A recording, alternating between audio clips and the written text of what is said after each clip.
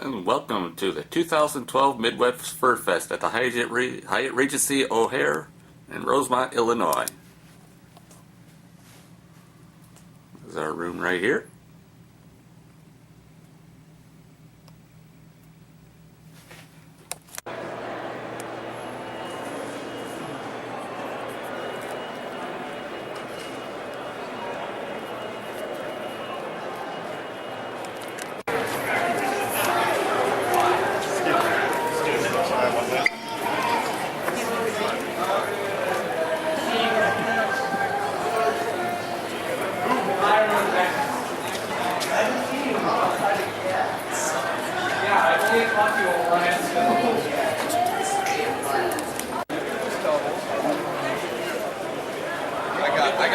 I got both. I got that and you. Hold on, everyone stay like this after the picture. Hold on. Great, thanks a lot, guys.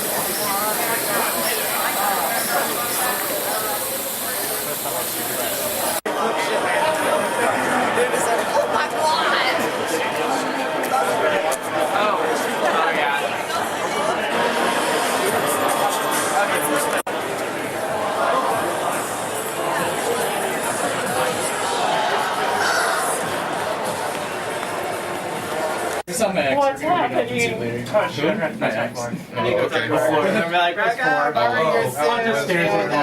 we're on 7. Oh, we are already? Yeah, we gotta get off.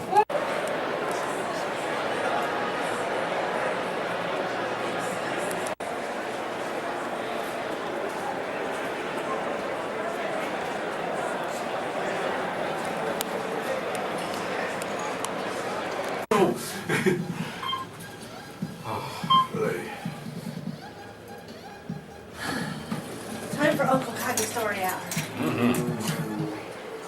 And then two's on right afterwards. It's going down, then it'll go up. Come on, ask it. So did... He brought everything else back, right? He must have left it in the car. Because it's not in the room yet. No, I seen him. He's been out of Booze in the bag and the glasses. But I know these first.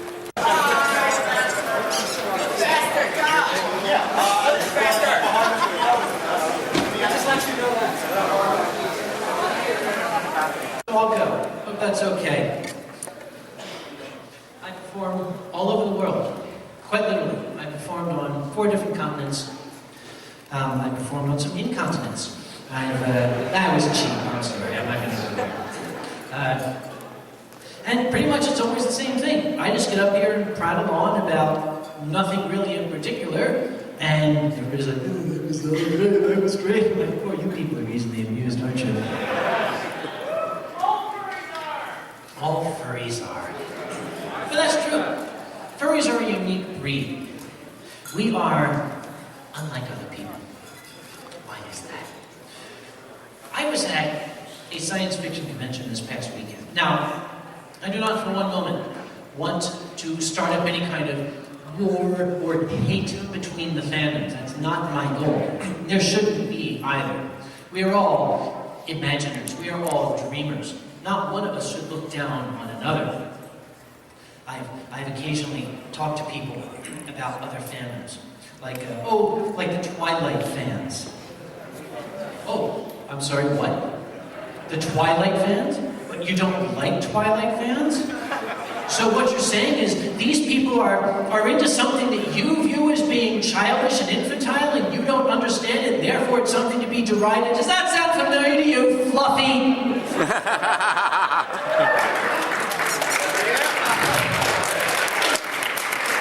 You should be ashamed of yourselves.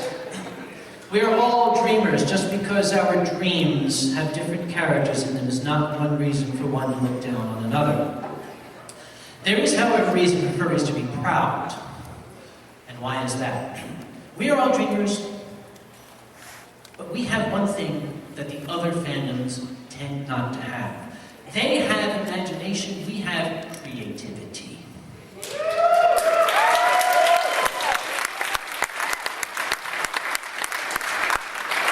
true.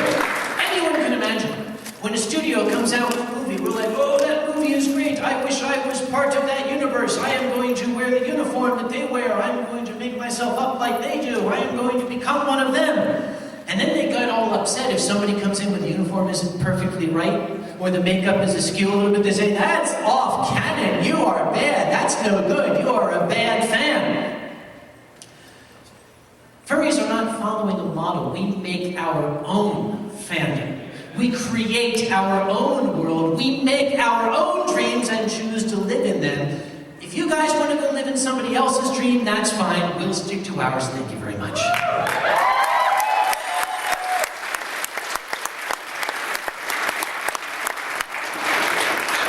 One person one time said, you could be a TV preacher. I said, I'd have a lot more money if I was. What is about furries? What do? We anthropomorphize. That's a wonderful word. That's an Ivy League word. Anthropomorphize. We like to try to imbue our characteristics on creatures that do not normally have it. Now, is this elevating that species or bringing it down? Mark Twain asked that question.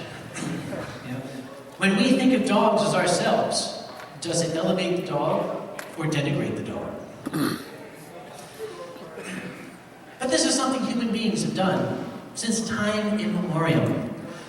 Our early ancestors, 6,000 years ago, after springing up from nothingness, sat around the fire and they listened to the wolves in the darkness and they asked one another, what stories do the wolves tell around their campfire? That was the beginning of anthropomorphization, the beginning, if you will, of furry fandom.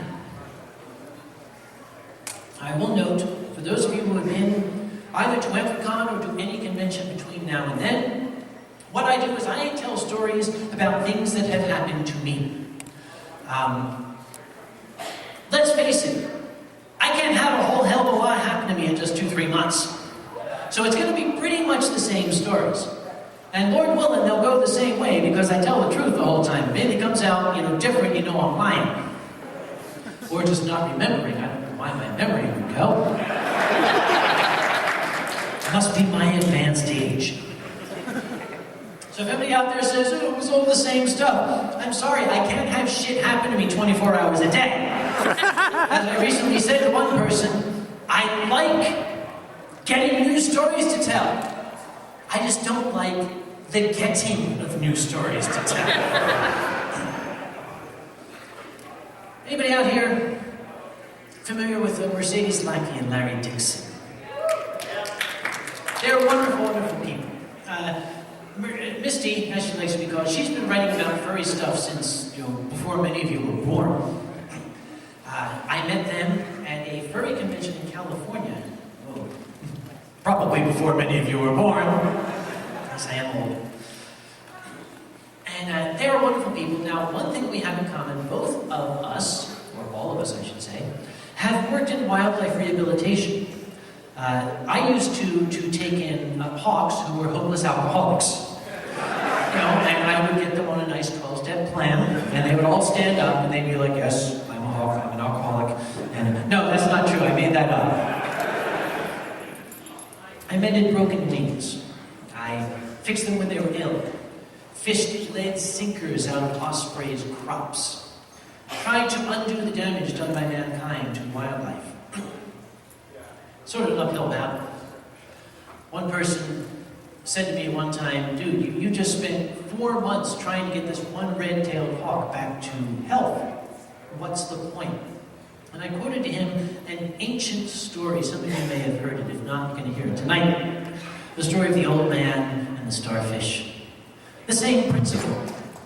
There was an old man on the beach, shuffling along, The evening tide had washed up tens of thousands of starfish on the beach. And the young man watched as the old man, creaky, painfully bent down, barely able to keep his balance, would pick up the starfish, straighten himself up again with great difficulty, and he would throw the starfish back into the water. And then he would take another step and reach down and do it again. The young man thought this was silly. He walked up to the old man and he said, "Dude, there's got to be 500,000 starfish on this beach. You are never going to be able to get them all back into the water. What the hell does it matter?" And the old man didn't stop. He bent down, picked up the next starfish, and he said, "It matters to this one." That's why wildlife rehabbers do what they do. One of the #1 cardinal rules of wildlife rehabilitation is never anthropomorphize the animals. Yeah, right. You put a furry in there and say, don't anthropomorphize them. And hell, I've written stories about the animals I've helped. In fact, Misty herself was instrumental in publishing the first story I wrote about one of the birds I used to know. That was called Tweaked in the Head. She wrote an anthology back in 1999, invited me to submit a story. It was an anthology of science fiction stories about birds of prey. And I said, "You want me to put a story in?" She said, "Yes, I know you know birds of prey and I know you can write. Send a story to me." I said, "Okay. When's the deadline?" She said, "End of the month." I went, "Ah!" And hastily typed it on. I was like, oh my God, I stayed up, called in sick at work. Said I had 24-hour projectile leprosy. I won't be in today. I think what's happening? Birds. Okay, birds. Okay, birds. Right about birds. Sent the story to a good friend of mine. You may know him as Kyle Gold. Wonderful, wonderful writer. I sent it to him and he wrote it back and said, "The ending sucks." Like, it's due in 3 days. He said, "I don't care. The ending sucks. Rewrite it." This is why you have an editor. So I rewrote the ending. He was right, it did suck. I rewrote the ending. This is way back. They didn't have this, modern computerized technology Star Trek stuff you kids got today. I printed the story out and I put it in a FedEx envelope the day before, and it was FedEx overnight, get there 10 o'clock tomorrow, send it to her, and waited. Now, 8, maybe 9 months went by. And I called Misty. And I said, "How's the book coming?" She said, "I don't know, you're the only one who's gotten his trib in." I learned something about the writing world back then. Writers are lazy fucks.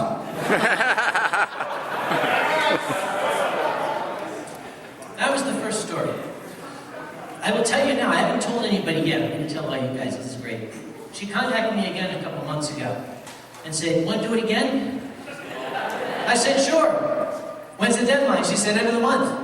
I said, "Uh-huh." She said, "No, really." So I gave her a story.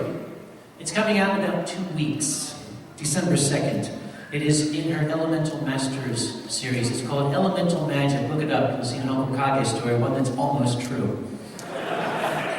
That's my little plug. I won't give you any more. It is really, really cool to visit Misty and Larry's house. Because not only do they have wild birds they take care of, they also have a number of domestic birds. Quite a number of domestic birds. They like the citizens, that is parrots. They love parrots, and they've got an extensive array of them, shall we say. And everyone has its own personality. Parrots exhibit their personality with their voices. One of them, for example, just likes to scream. He likes the sound of his voice. He wants you to hear his voice, no matter where in the universe you are. He will make sure you hear his voice. He doesn't really talk, he just vocalizes. There's another bird whose cage sits next to the telephone. He and the telephone have extensive conversations. Every time the telephone rings, the bird answers in the telephone's language. And they go back and forth. Another bird has his cage close to the television. That bird has absolutely fallen in love with James Earl Jones. It is like stepping into another world when you're a guest at their house because, like clockwork at 7 o'clock, you'll be jolted out of bed by, great! This is CNN.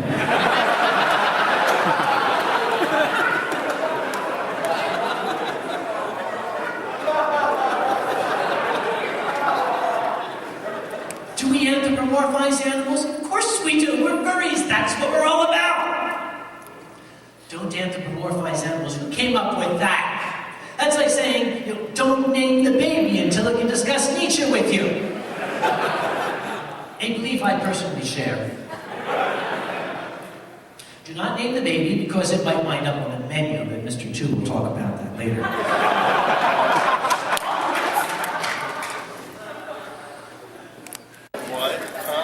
Are you saying that you need to lift the zebra tail out of the way? If you guys were doing this in Eugene, Oregon, It's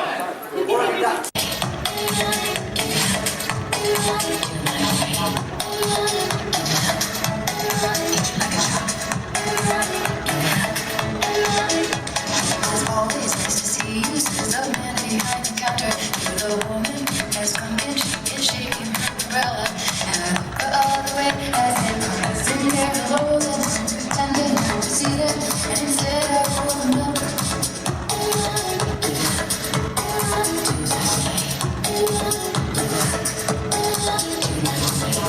To the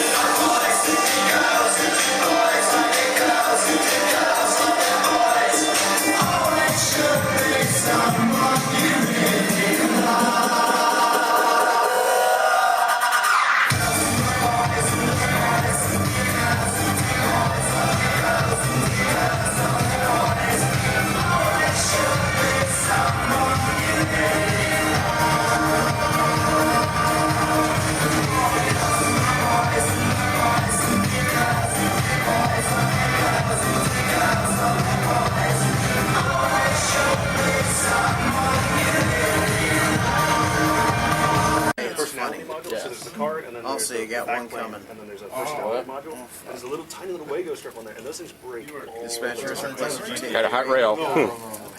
Hot rail! I've only seen one of them. You look at them. No. That's a dash 7. Yes. It's a rainbow dash. It's a Rainbow Dash 7.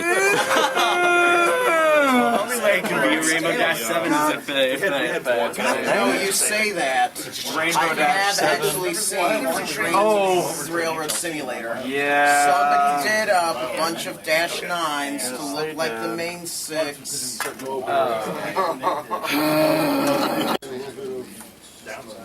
Oh yeah, you can download them all from anywhere in the world. Which is really great. Yeah, that's what That's one This one,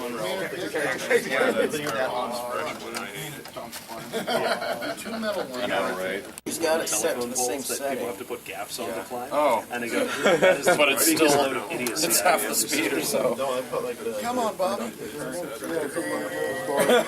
put the antennas from the PTC radios on the telephone. The biggest thing Rather than having a nice like, tilt-down tower that antenna can come safely maintained and Alright,